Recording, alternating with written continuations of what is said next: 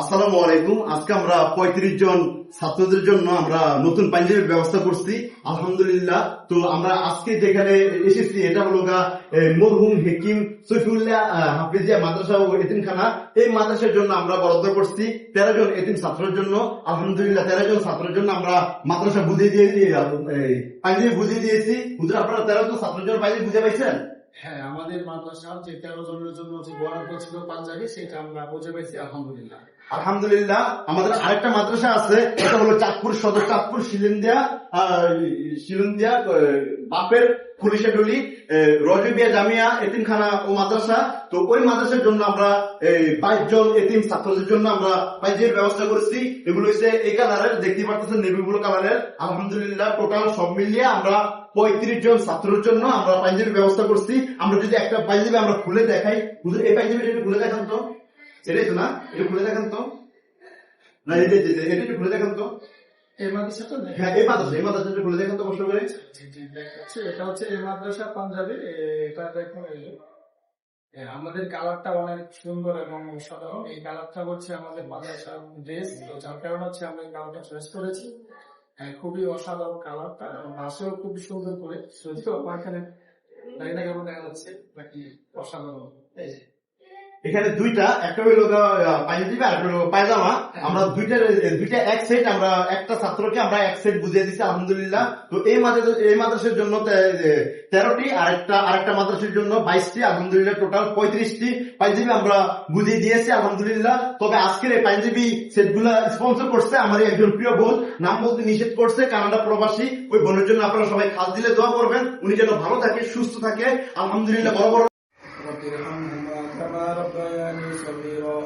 رب اجعلني مقيم الصلاة ومن ذريتي ربنا وتقبل دعاء ربنا اغفر لي ولوالدي وللمؤمنين يوم يقوم الحساب يا رب العالمين يا أرحم الراحمين يا الله।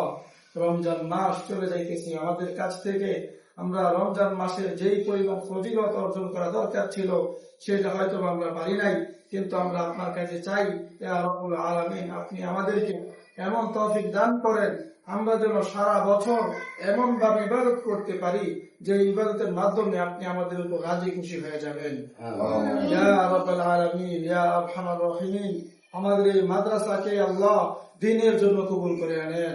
ইয়া রাব্বুল আলামিন ইয়া আরহামার রাহিমিন, দ্বীনের প্রতি যে মানুষের ভালোবাসা, দ্বীনের প্রতি যে মানুষের আস্থা বিশ্বাস এখনো এতটা আছে, ইয়া রাব্বুল আলামিন এই যুগে এটাকে আমরা অনেক বেশি সম্মান করি।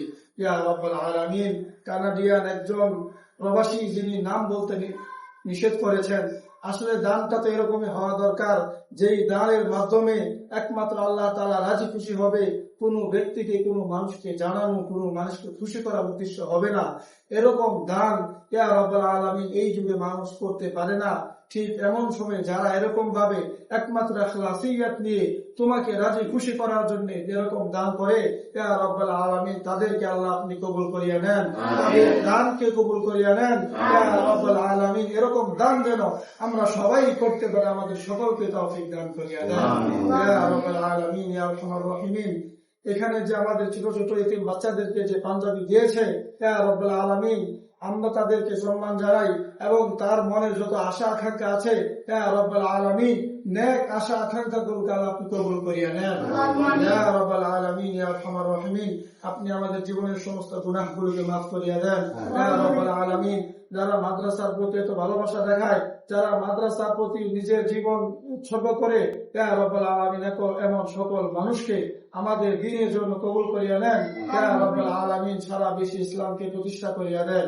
ইয়া রাব্বুল আলামিন পরিশেষে আপনার কাছে ফরিয়াদ করব, আল্লাহ যখন আমাদের মৃত্যু চলে আসবে, আজরাইল হাজির হয়ে যাবে, তখন আমাদের ঈমানকে শক্তিশালী করিয়া দিয়েন আর আমাদের মুখ থেকে বের করিয়া দিয়েন লা ইলাহা ইল্লাল্লাহু মুহাম্মাদুর রাসূলুল্লাহ।